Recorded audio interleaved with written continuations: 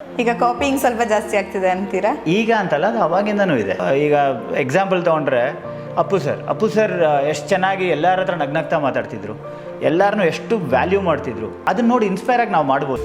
ಯಾರಾದರೂ ಕೆಲಸ ಮಾಡಿರ್ತಾರಲ್ಲ ಅವ್ರ ಹತ್ರ ತಿಳ್ಕೊಳ್ಳಿ, ಜೆ ಕಟ್ ಏನಕ್ಕೆ ಯೂಸ್ ಮಾಡ್ತಾರೆ, ಎಲ್ ಕಟ್ ಏನಕ್ಕೆ ಯೂಸ್ ಮಾಡ್ತಾರೆ, ಡಿಸ್ಟರ್ಬ್ ಏನಕ್ಕೆ ಮಾಡೋಕ್ಕೆ ಟ್ರೈ ಮಾಡ್ತೀವಿ. ಬಿಕಾಸ್ ಕೆಲವು ಸೀನ್ ಬೋರ್ ಆದಾಗ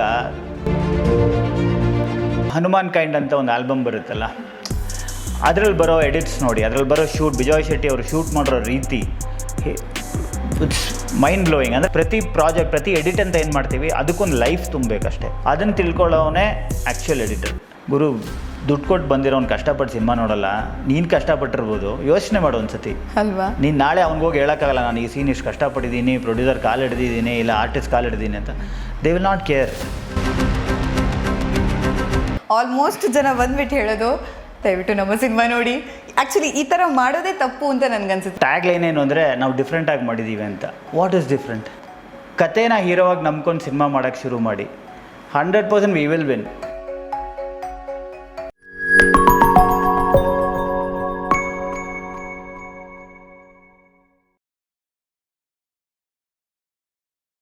ಡೈರೆಕ್ಟರ್ ಪ್ಲ್ಯಾನ್ ಮಾಡ್ತಾರೆ, ಸ್ಟೋರಿ ಬರೆಯೋರು ಬರೆದು ಬಿಡ್ತಾರೆ, ಶೂಟ್ ಮಾಡೋರು ಕ್ಯಾಮ್ರಾದಿಂದ ಚೆನ್ನಾಗಿ ಶೂಟ್ ಮಾಡ್ತಾರೆ.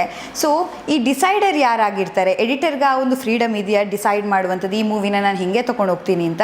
ಅಥವಾ ಅಲ್ಲೂ ಕೂಡ ಡೈರೆಕ್ಟರ್ ಬಂದು ಕೂತ್ಕೊಂಡು ಇದೇ ಫ್ರೇಮನ್ನು ಹಾಕಿ ಅಂತ ಇರ್ತಾ? ಅಥವಾ ಕಂಪ್ಲೀಟ್ ಒಂದ್ಸಲ ನೀವು ಎಡಿಟ್ ಮಾಡ್ತೀರಾ, ಆಮೇಲೆ ಬಂದು ಡೈರೆಕ್ಟರ್ ಚೇಂಜಸ್ ಹೇಳ್ತಾರಾ? ಈಗ ನನ್ನ ಪ್ಯಾಟರ್ನ್ ಆಫ್ ವರ್ಕಿಂಗ್ ಹೇಳ್ತೀನಿ. ನನ್ನ ಪ್ಯಾಟರ್ನ್ ಆಫ್ ವರ್ಕಿಂಗಲ್ಲಿ ನಾನೇನು ಮಾಡ್ತಿದ್ದೀನಿ ಅಂದರೆ, ನನ್ನ ಅಸಿಸ್ಟೆಂಟ್ಸ್ ಇಲ್ಲ ಅಸೋಸಿಯೇಟ್ಸೇ ಇರೋದು, ಅಸಿಸ್ಟೆಂಟ್ಸ್ ಇಲ್ಲ, ಅಸೋಸಿಯೇಟ್ಸ್ ಜೊತೆಗೆ ಬಿಡ್ತೀನಿ ಡೈರೆಕ್ಟರ್ನ. ಬಿಕಾಸ್ ಅವ್ರು ಏನು ಅಂದ್ಕೊಂಡಿದ್ದಾರೆ ಅನ್ನೋದನ್ನ ಫಸ್ಟ್ ನನಗೆ ಬೇಕು.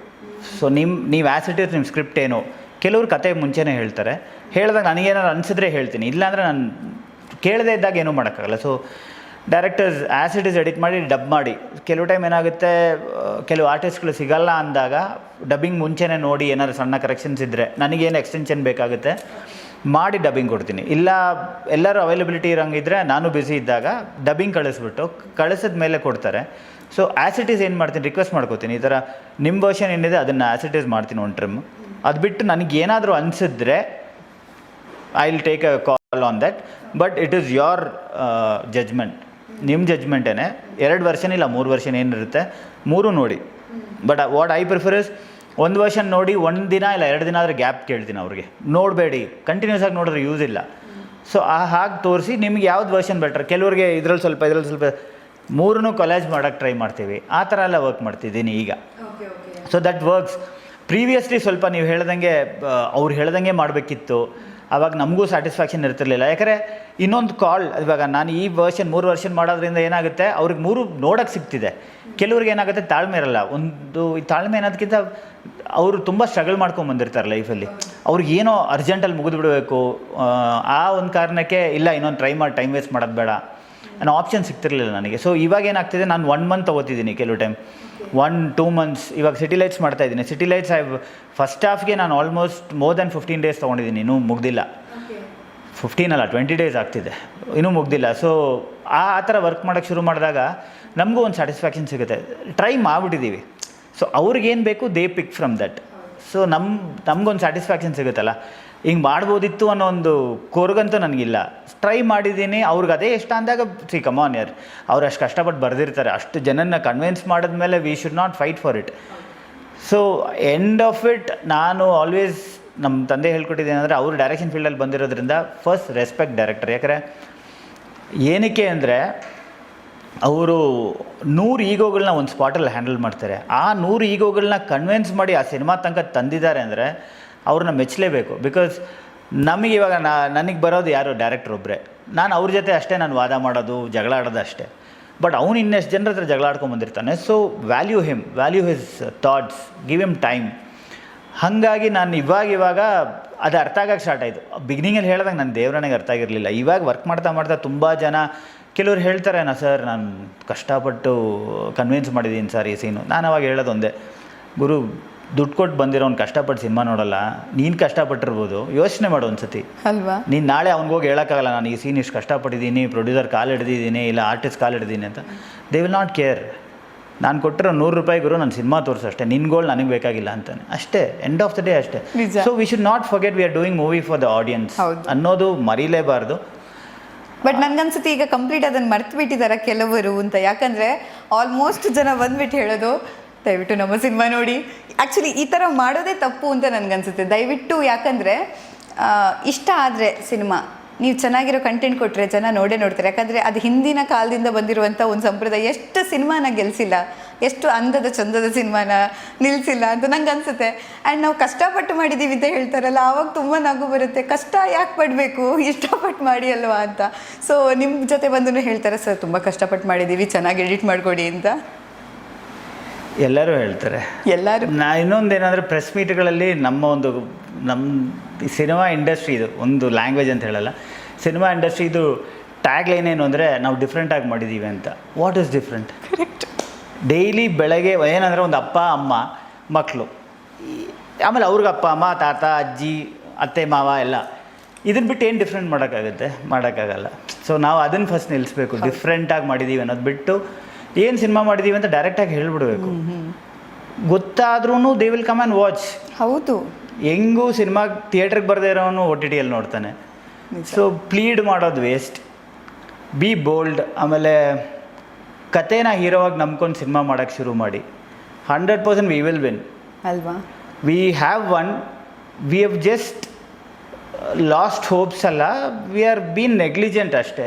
ಹೌದು. But we can do better and will be the best. ಬರೀ ನಾವು ಮಲಯಾಳಂ ಸಿನಿಮಾ ಇಲ್ಲ ತಮಿಳ್ ತೆಲುಗುನ ಕಂಪೇರ್ ಮಾಡೋದು ಬಿಟ್ಟು ನಮ್ಮ ನೇಟಿವಿಟಿಗೆ ಏನು ಬೇಕು ಅದನ್ನು ನಾವು ಮಾಡೋಕ್ಕೆ ಶುರು ಮಾಡಿದ್ರೆ 100% ವಿಲ್ ವಿನ್.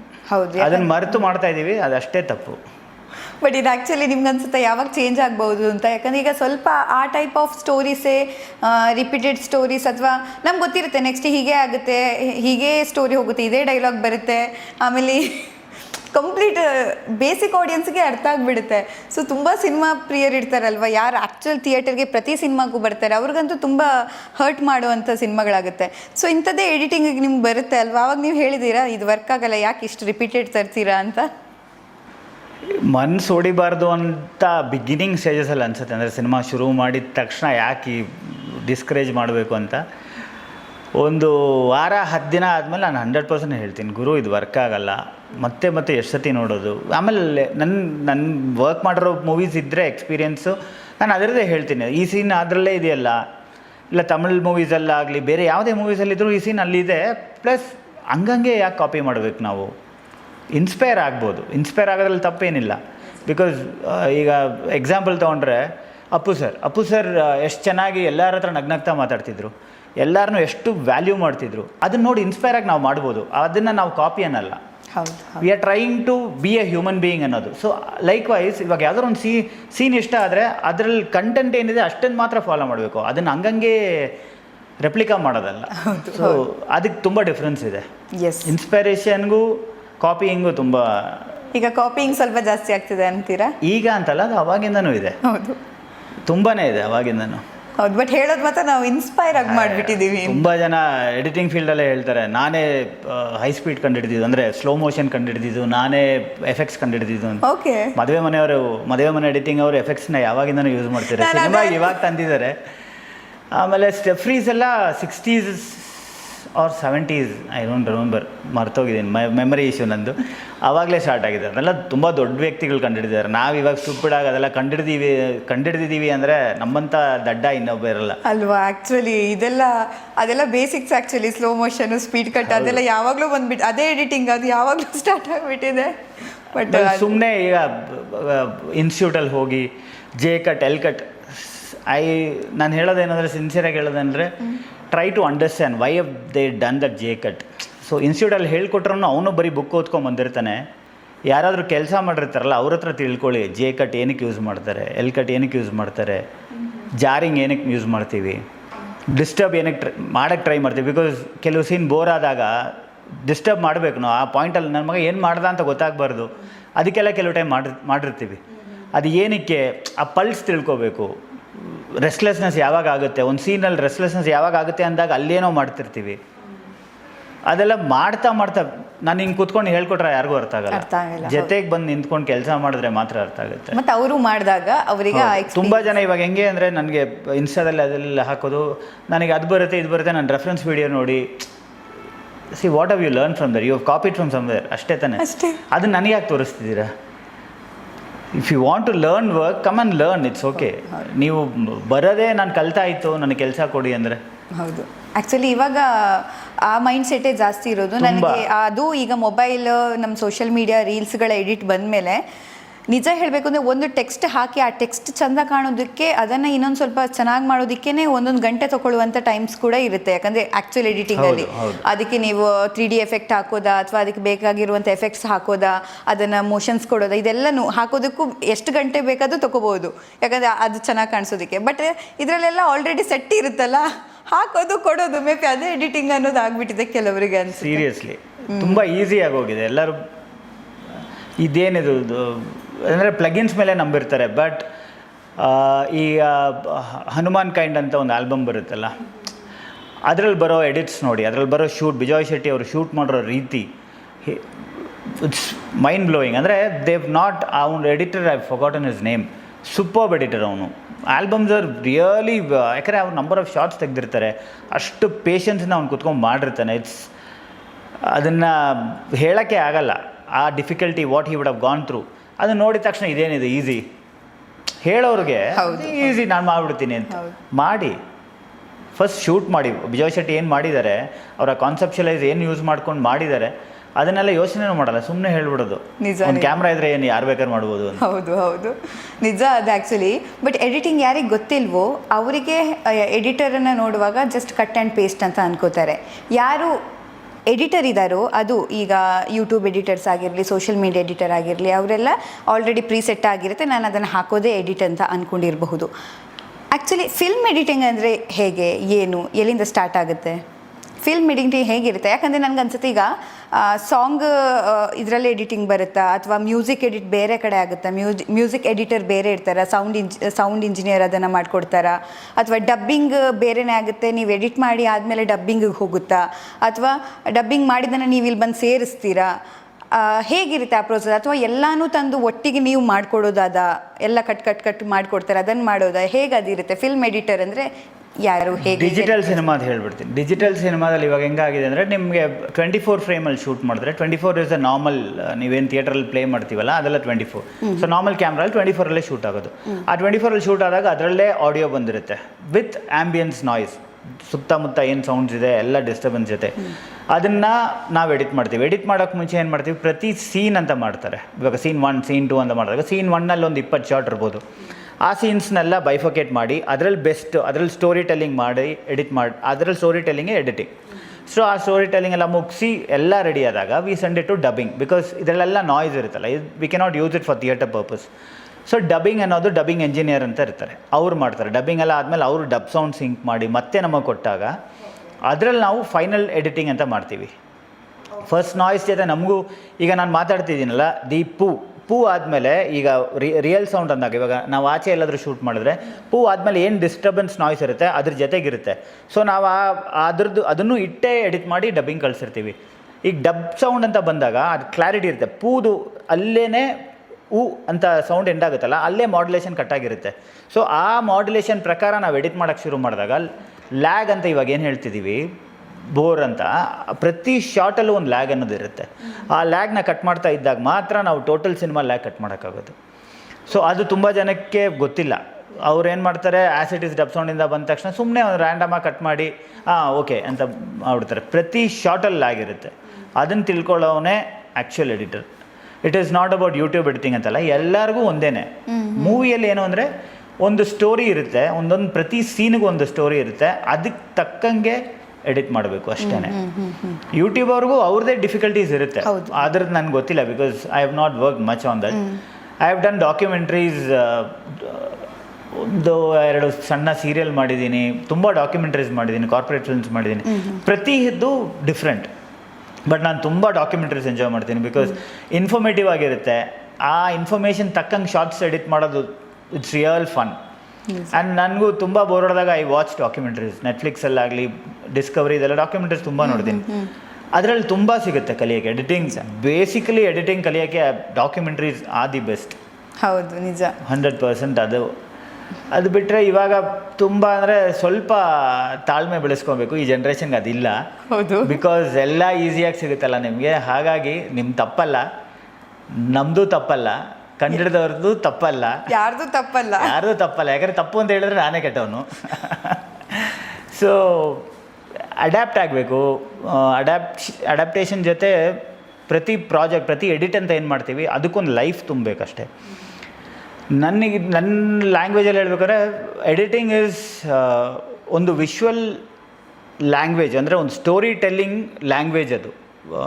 ಡೈರೆಕ್ಟರ್ಸ್ ಬರೆದಿರ್ತಾರೆ, ಇಲ್ಲ ಸ್ಟೋರಿ ರೈಟರ್ಸ್ ಬರೆದಿರ್ತಾರೆ, ಶೂಟ್ ಮಾಡಿರ್ತಾರೆ, ಎಲ್ಲ ಆಯಿತು. ಅವ್ರು ಹೇಳಿದ ಕಡೆ ಕಟ್ ಮಾಡಿದ್ರು end of the day we have a small place where they give us to take our time to tell a new story. ಅದು ಇವತ್ತಿನ ಜನ್ರೇಷನಲ್ಲಿ ಕೊಡ್ತಾ ಇದ್ದಾರೆ ತುಂಬ ಜನ, ನನಗಂತೂ ಕೊಡ್ತಾ ಇದ್ದಾರೆ. I don't know about others, but ನನಗೆ ಬರೋ ಡೈರೆಕ್ಟರ್ಸ್ ಎಲ್ಲರೂ they give me the space work ಮಾಡಿ ಅಂತ. ಸೊ ಆಗಲೇ ನಿಮ್ಗೆ ಹೇಳಿದ್ದೆ, the most I enjoy is working with Suri, because utmost freedom ನನಗೆ ಸೂರಿ ಸಿನಿಮಾಸಲ್ಲೇ. ಬಿಕಾಸ್ ಸೂರಿ ಪಾಪ ಅವನೊಂಥರ ಮಗು ಥರ, ಅವ್ನ ಕೋಪ ಬಂದಾಗ ಅಷ್ಟೇ. ಅದು ನನ್ನ ಹತ್ರ ಪಾಪ ಯಾವತ್ತೂ ಕೋಪ ಅನ್ನೋದಿಲ್ಲ, ಬೇರೆಯವ್ರು ಹೇಳ್ಬೋದು ಅಷ್ಟೇ. But working wise I love Suri's work and he gives me that freedom. ನನ್ನ ಏನೂ ಕ್ವೆಶ್ಚನ್ ಮಾಡಲ್ಲ ಅವನು. ಏನಾದ್ರು ಸಣ್ಣ ಪುಟ್ಟ ತಪ್ಪಿದರೆ ದೀಪ್ಸ್ ಇದೊಂದು ಚೇಂಜ್ ಮಾಡೋಣ ಕಣ ಅಷ್ಟೇ. ಅದು ಬಿಟ್ಟು ಫುಲ್ ಸಿನಿಮಾ ನಾವಿಬ್ಬರು ಗಂಡ ಹೆಂಡತಿಗಿಂತ ತುಂಬ ಚೆನ್ನಾಗಿರ್ತೀವಿ. ಅಂದರೆ ಅಷ್ಟು ಅಂಡರ್ಸ್ಟ್ಯಾಂಡಿಂಗ್. ಅವನು ಏನಕ್ಕೆ ತೆಗೆದಿರ್ತಾನೆ ಅಂತ ನನಗೆ ಅರ್ಥ ಆಗುತ್ತೆ. ಬಿಕಾಸ್ ಅಷ್ಟು ವರ್ಷದಿಂದ ಅವನ ಜೊತೆ ಕೆಲಸ ಮಾಡೋದ್ರಿಂದ ಅದೊಂದು ಕ್ಲಾರಿಟಿ ನನಗೆ ಸಿಕ್ಕಿದೆ. ಸೊ ಸೂರಿ ಅಂತ ಅವ್ರ ಜೊತೆ ನಾನು ತುಂಬ ಜನಕ್ಕೆ ಹೇಳಿದ್ದೀನಿ, ಸೂರಿ ಅಂತ ಅವ್ರ ಜೊತೆ ಹೋಗಿ ಅಸಿಸ್ಟೆಂಟ್ ಆಗಿ, ಅಸೋಸಿಯೇಟ್ ಆಗಿ ಕೆಲಸ ಮಾಡಬೇಕು ನೀವುಗಳು. ಪ್ರತಿ ಸಿನಿಮಾ ಒಬ್ಬೊಬ್ಬರು ಡೈರೆಕ್ಟರ್ ಹತ್ರ, ಒಂದೇ ಡೈರೆಕ್ಟರ್ ಹತ್ರ ಚಿಕ್ಕವನ್ ಆಗಬಾರ್ದು. ಪ್ರತಿಯೊಬ್ಬರ ಹತ್ರ ಒಂದೊಂದು ಕಲಿಬೋದು. ಹೌದು, ಹೌ ಟು ಹ್ಯಾಂಡಲ್ ಅಷ್ಟೇ. ನಿಜ. ಮತ್ತು ಭಟ್ರ ಜೊತೆ ಹುಟ್ಟು ತರಲೆ ಅವ್ರ ಜೊತೆ ತುಂಬ ಕಷ್ಟ ಕನ್ವಿನ್ಸ್ ಮಾಡೋದಂತೂ. ಅವ್ರು ರೂಲ್ಸ್ ಮಾತಾಡ್ತಾರೆ, ಇದಾದ್ಮೇಲೆ ಹಿಂಗೆ ಕಟ್ ಮಾಡಬೇಕು, ಹಂಗೆ ಕಟ್ ಮಾಡಬೇಕು. ನಾನು ಹೇಳೋದು ಭಟ್ರೆ ಕೇಳ್ತಾರೆ ಅಂದರೆ ನಿನ್ಗೆ ಗೊತ್ತಿಲ್ಲ ಅದು ಹಂಗೆ ಇದು ಹಿಂಗೆ ಅಂತಾರೆ. ಗುರು ಆ ರೂಲ್ಸ್ ಎಲ್ಲ ಬೇಡ. ನಾನು ಸೂರಿ ಅಂತೂ ಪ್ರತಿ ಸತಿ ಸೂರಿ ಇನಿಷಿಯಲ್ ಸ್ಟೇಜಸಲ್ಲಿ ಭಟ್ರನ್ನೂ ಕರೆಯೋನು. ಫೈನಲ್ ಎಡಿಟಿಂಗಲ್ಲಿ ನಾನು ಸೂರಿ ಮುಖ ನೋಡ್ತಿದ್ದೆ, ಸೂರಿ ಮಚ ಅನ್ನೋನು. ನನ್ನ ಕೋಪ ಬರೋದು, ಯಾಕಂದರೆ ನಮ್ಮ ಇಬ್ಬರದೇ ಐಡಿಯಾಲಜಿ ಬೇರೆ. ನಂದು ಸೂರಿ ಇದು ವಿಯರ್ಡ್ ಕಟ್ಸ್ಗೆಲ್ಲ ಹೋಗ್ತಿರ್ತೀವಿ. ಭಟ್ರೇ ಇದು ರೂಲ್ಸ್ ಪ್ರಕಾರ ಇಲ್ಲ, ಇದು ತಪ್ಪು. ವಿಯರ್ಡ್ ಕಟ್ ಅಂದರೆ ಹೇಗೆ? ಈಗ ಭಟ್ರೆ ಹೇಳ್ದಂಗೆ ರೂಲ್ಸ್ ಇದೆ. ನಿಮ್ಮದು ಶಾರ್ಟ್ ಆದಮೇಲೆ ನಿಮ್ಮದೇ ನಾನು ಕ್ಲೋಸ್ ಹೋಗಂಗಿಲ್ಲ, ನಾನು ಆಪೋಸಿಟ್ ಮಾತಾಡೋನಿಗೆ ಬರಬೇಕು, ಅದು ಲೆಫ್ಟ್ ಆ್ಯಕ್ಸಿಸೇ ಬರಬೇಕು, ಇಲ್ಲ ರೈಟೇ ಬರಬೇಕು. ಸೂರಿ ತಲೆನೇ ಕೆಡಿಸ್ಕೊಳ್ಳಲ್ಲ. ಗುರು ನನ್ನ ಇಷ್ಟ ಗುರು, ನಾನು ಹಿಂಗೆ ಹೇಳ್ತೀನಿ, ನಾನು ಹಿಂಗೆ ಹೇಳೋದು, ನಾನು ಹಿಂಗೆ ಶೂಟ್ ಮಾಡೋದು, ಹಿಂಗೆ ಹೇಳೋದು. ಇಲ್ಲ ನೀನು ಇದಕ್ಕೆ ತೆಗಿಬೇಕು ಅಂತ. ನಾನು ಬೇಡ ಭಟ್ರೆ ಅಂದರೆ ಅಲ್ಲಿ ಜಗಳ ಆಗೋದು. ಅಂದರೆ ಜಗಳ ಅಂದರೆ ಹೊಡೆದಾಟ ಅಲ್ಲ, ಸುಮ್ಮನೆ ಮಾತಲ್ಲಿ ಮಜಾ ಇರುತ್ತೆ. ಎಂಡ್ ಆಫ್ ದ ಡೇ ನಾವಿಬ್ಬರು ಅವ್ರ ಕಾಲು ಎಳಿತೀವಿ. ಅವರಷ್ಟೆಲ್ಲ ಮಾಡಿದ್ರು ಮತ್ತೆ ಕುತ್ಕೊಂಡು ನಮ್ಗೇನು ಬೇಕು ನಾವು ಅದನ್ನೇ ಮುಗಿಸ್ತಿದ್ವಿ. ಸೊ ಆಬ್ವಿಯಸ್ಲಿ ಕಾಮನ್, ಅವ್ರಿಗೂ ಬೇಜಾರಾಗಬಾರ್ದು. ಸೊ ಅವ್ರ ಹತ್ರ ತುಂಬ ಕಲ್ತಿದ್ದೀವಿ. ಭಟ್ರ ಹತ್ರ ನಾನು ಸೂರಿ ಹತ್ರನೂ ನಾನು ತುಂಬ ಕಲ್ತಿದ್ದೀನಿ. It's fun working with different people, different mind set. ನಿಜ. ಬಟ್ ನೀವು ಹೇಳಿದ್ರಲ್ಲ ರೂಲ್ಸ್ ಇರುತ್ತೆ ಅಂತ. ಹೌದು, ನಮಗೆ ಆ ರೂಲ್ಸ್ ಯಾಕಿರುತ್ತೆ ಅಂದರೆ ಆಡಿಯನ್ಸ್ಗೆ ಬೋರ್ ಆಗಬಾರ್ದು ಅನ್ನುವಂಥ ಕಾರಣಕ್ಕಲ್ವಾ? ಅಥವಾ ಇಲ್ಲ ನಂಗೆ ಹಿಂಗೆ ಬೇಕು, ಅದು ಆಡಿಯನ್ಸ್ಗೆ ಇದು ಸ್ವಲ್ಪ ಬೋರ್ ಆಗ್ತಿದೆ ಅಂತಲೂ ಪರವಾಗಿಲ್ಲ, ನಂಗೆ ಹಿಂಗೆ ಬೇಕು ಅಂತ ಯಾರಾದರೂ ಡೈರೆಕ್ಟರ್ ಬಂದು ಹೇಳಿದ್ದಾರೆ, ಅಥವಾ ಅವರಿಗೆ ರೂಲ್ಸ್ ಬಗ್ಗೆ ಗೊತ್ತಿಲ್ಲ. ಬಟ್ ಸ್ಟಿಲ್ ಈ ಥರ ಏನಿರುತ್ತೆ ರೂಲ್ಸ್ ಆ್ಯಕ್ಚುಲಿ ಹೇಳಿ? ಈಗ ಬೇಸಿಕ್ ಇದಿರುತ್ತೆ, ಈ ಥರ ಫ್ರೇಮ್ ಈಗ ಬೇಗ ಶಿಫ್ಟ್ ಆಗ್ತಿದ್ರೆ, ಚೇಂಜ್ ಆಗ್ತಿದ್ರೆ ಬೋರ್ ಆಗಲ್ಲ, ನಾವು ಮೈಂಡ್ ಡೈವರ್ಟ್ ಆಗುತ್ತೆ ಅಂತಂದರೆ ಈಗ ಒಂದು ಫ್ರೇಮ್ ಈಗ ಈ ಆ್ಯಂಗಲಲ್ಲಿ ಇಟ್ಟಿದ್ರೆ ವಾಪಸ್ ಅದೇ ಸೇಮ್ ಡೈಲಾಗಿಗೆ ನೆಕ್ಸ್ಟ್ ಡೈಲಾಗಿಗೆ ಈ ಫ್ರೇಮ್ ಬಂದಾಗ ಅವರಿಗೆ ಆಡಿಯನ್ಸಿಗೆ ಬೋರ್ ಆಗೋದಿಲ್ಲ ಅನ್ನುವಂಥದ್ದು ಬೇಸಿಕ್ ಅದು. ಸೊ ಅದಕ್ಕೋಸ್ಕರ ಆ ಥರ ಎಡಿಟ್ ಮಾಡ್ತಾರೆ, ಅಷ್ಟು ಫ್ರೇಮ್ ಇಡ್ತಾರೆ. ಸೊ ಬೇರೆ ಏನು ರೂಲ್ಸ್ ಇರುತ್ತೆ? ರೂಲ್ಸ್ ಬೇಸಿಕ್ಲಿ ಏನು ಅಂದರೆ, ನೀವು ದೊಡ್ಡ ಸ್ಕ್ರೀನಲ್ಲಿ ನೋಡಿದಾಗ ಸೆಂಟರ್ ಫ್ರೇಮ್ ಅಂದರೆ, ಇವಾಗ ನನ್ನ ಈ ಶಾರ್ಟ್ ಕಟ್ ಮಾಡಿ ನಂದೇ ತಿರ್ಗಾ ಒಂದು ಕ್ಲೋಸ್ ಕಟ್ ಮಾಡಿದಾಗ ಆ ಸ್ಕ್ರೀನ್ ಮೇಲೆ ಅದು ಜಾರಿಂಗ್ ಆಗಿ ಕಾಣುತ್ತೆ ಅನ್ನೋದೇ ಮೇಯ್ನ್ ರೂಲ್. ಜಾರಿಂಗ್ ಅಂದರೆ ಟಪ್ ಹಿಂಗೆ ಒಂದು ನಿಮ್ಗೆ ಅಲ್ಲಿ ಸಡನ್ನಾಗಿ ಆ ಶಾರ್ಟ್ ಏನಕ್ಕೆ ಕಟ್ಟಾಯಿತು, ಇಲ್ಲ ಏನಕ್ಕೆ ಅದೊಂದು ಜರ್ಕ್ ಬಂತು ಅಂತ, ಆ ಜರ್ಕ್ ಇರಬಾರ್ದು. ಸೊ ಈಗ ನಾವಿಬ್ರು ಹಿಂಗೆ ಮಾತಾಡ್ತಿದ್ದೀವಿ, ಇಲ್ಲೊಂದು ಶಾರ್ಟ್ ಇಟ್ವಿ, ಇದ್ರದ್ದು ಕೌಂಟರ್ ನೀವು ಹಿಂಗೆ ಕಟ್ ಮಾಡಿದ್ರೆ ಸ್ಕ್ರೀನ್ ಮೇಲೆ, ಇದು ನೀವು ಇದು ನಾನು ಹಿಂಗೆ ಕಟ್ ಮಾಡಿ ಈ ಕಡೆಯಿಂದ ತೆಗೆದು ನಾನು ಆ ಕಡೆಗೆ ಹೋದರೆ ತಕ್ಷಣ ಹಿಂಗಾಗ್ಬಿಟ್ಟಿರುತ್ತೆ. ಸೊ ನೀವು ಥಿಯೇಟ್ರಲ್ಲಿ ನೋಡುವಾಗ ನೀವು ಹಿಂಗೆ ನೋಡ್ತಿರೋದು, ಇಲ್ಲಿದ್ದೀರಾ ನೀವು, ನಾನು ಹಿಂಗೆ ನೆಕ್ಸ್ಟ್ ಶಾರ್ಟಲ್ಲಿ ಇಲ್ಲಿದ್ದರೆ ದಟ್ ಇಸ್ ಡಿಸ್ಟರ್ಬಿಂಗ್ ಹೌದು ಹೌದು ಹೌದು ಅದು ಮೇನ್ ರೂಲ್ಸ್ ಅನ್ನೋದು ಅಷ್ಟೇ. ಅಷ್ಟೇ. ಅದು ಬಿಟ್ಟರೆ ಇನ್ನೇನು ಅಂದರೆ ಸೌಂಡ್ ಪಾಸಿಂಗ್ ನೋಡ್ಕೊಂಡು ಕಟ್ ಮಾಡಬೇಕು. ಅದು ಆಡಿಯೋದವ್ರಿಗೆ ಹೆಲ್ಪ್ ಆಗೋದು. ಅದು ನಾನು ತುಂಬ ಮಿಸ್ಟೇಕ್ಸ್ ಮಾಡಿದ್ದೀನಿ. ಮಂಜರಿ ಸಿನಿಮ್ಯಾಟಿಕ್ಸ್ ರಾಜನ್, ಎಫೆಕ್ಟ್ಸ್ ರಾಜನ್ ಅಂತ, ನೀವು ನಿಮ್ಮ ಚಿಕ್ಕ ವಯಸ್ಸು ನನ್ನ ಚಿಕ್ಕ ವಯಸ್ಸಿಂದೆಲ್ಲ ಅವ್ರದ್ದು ಟೈಟಲ್ ಕಾರ್ಡಲ್ಲಿ ನೋಡಿದ್ದೀವಿ, ಇನ್ನೂ ನೋಡ್ತಾನೆ ಇದ್ದೀವಿ. ಸೊ ಅವ್ರು ನನಗೆ ಹೇಳ್ಕೊಟ್ಟಿದ್ದು ಅಂದರೆ ಜಾರಿಂಗಾಗಿ ಕಟ್ ಮಾಡಬೇಡ, ಇಲ್ಲಿ ನೀನು ಕಟ್ ಮಾಡಿರ್ತೀಯ, ಈ ಶಾರ್ಟಲ್ಲಿ ಬೈಕ್ ಇಲ್ಲಿ ಬಂದಿರುತ್ತೆ, ನೆಕ್ಸ್ಟ್ ನೋಡಿದ್ರೆ it has to travel this way, next ನೋಡಿದ್ರೆ ಶಾರ್ಟ್ನ ಬೇರೆ ಇನ್ನೊಂದು ಶಾರ್ಟಲ್ಲಿ ನಾನು ಹಿಂಗೆ ಹಾಕಿರ್ತೀನಿ. ಸೊ ಆಡಿಯೋ ಹಿಂಗೆ ಬಂದು ಹಂಗೆ ಹೋಗೋಕ್ಕಾಗಲ್ಲ ನಾನು ಅನ್ನೋದೆಲ್ಲ ನನಗೆ ತುಂಬ ಹೇಳ್ಕೊಟ್ಟಿದ್ದೆ ಅವರೇ. ಸೊ ಆ ಥರದ್ದು those are the main mistakes. We think it is silly. So ಆ ಥರದ್ದು ಮಿಸ್ಟೇಕ್ಸ್ ನೋಡ್ಕೋಬೇಕು ಎಡಿಟರ್ ಅನ್ನೋನು. ತುಂಬ ಇದೆ, ಅವನ ಸೌಂಡಿಂದ ಹಿಡಿದು ಪ್ರತಿ ಪಾಸಿಂಗ್ ನಾಯ್ಸಸ್ಸು. ಈಗ ಯಾರು ಹಿಂದೆಯಿಂದ ಕರೆದ್ರೆ ಅದಕ್ಕೆ ಎಷ್ಟು ಲೆಂತ್ ಇಟ್ಟಿರ್ತೀವಿ, ಅದ್ರ ನೆಕ್ಸ್ಟ್ ಶಾರ್ಟ್ ಏನು ಕಟ್ ಮಾಡ್ತೀವಿ, ಅದೆಲ್ಲ ನೋಡ್ಕೋಬೇಕು. ನಿಜ. ದಟ್ ಇಸ್ ಸುಮ್ಮನೆ ಒಂದು ಶಾರ್ಟ್ ನೋಡಿದ್ವಿ ಬ್ಯೂಟಿ ಇದೆ ಅಂತ ಕಟ್ ಮಾಡೋದಲ್ಲ. ಇಲ್ಲ ಬಟ್